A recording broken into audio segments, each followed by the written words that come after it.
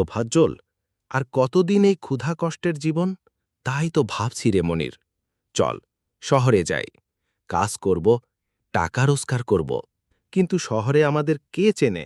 কোথায় থাকব? ভরসা রাখ, একসাথে থাকলে পথ বের হবেই। এই ঢাকা শহর কত বড় রে! হ্যাঁ, আর মানুষও অনেক।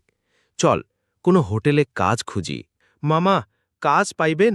বহের কাজ আছে, থাকাও ফিরি, বেতন মাসে 1000 টাকা। চল মনির, এটাই আমাদের সুর ভাই। হোটেলে কাজ করছে, মাঝরাতে থালা মারছে। তোফা, কপাল খারাপ হলে কি শহরেও কিছু হয় না?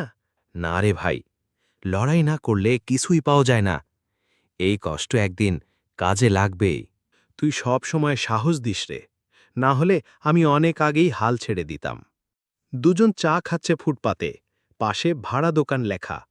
মনির, দোকানটা খালি দেখলি? হ্যাঁ, কিন্তু ভাড়া দিতে পারবো। আমাদের কিছু জমানো টাকা আছে, আর বাকিটা কিস্তিতে নেব। চল তবে, আমরা দুই বন্ধুর দোকান খুলব। দোকানে ভিড়, খুশি মুখে কাজ করছে।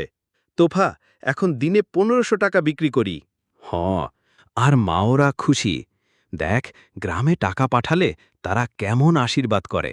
আমরা প্রমাণ করলাম, ইচ্ছা আর বন্ধুত্ব থাকলে কিছুই অসম্ভব না। গ্রামে ফেরত যাচ্ছে, ট্রেনে বসে। তোফাজ্জল, শহর আমাদের অনেক কিছু দিয়েছে, আর তুই আমাকে দিয়েছে সাহস আর ভরসা। এই গল্প যদি কেউ দেখে, তারা বুঝবে বন্ধুত্ব, পরিশ্রম আর স্বপ্ন মিললে জীবন বদলানো যায়। দুই বন্ধুর এই পথ চলা কেবল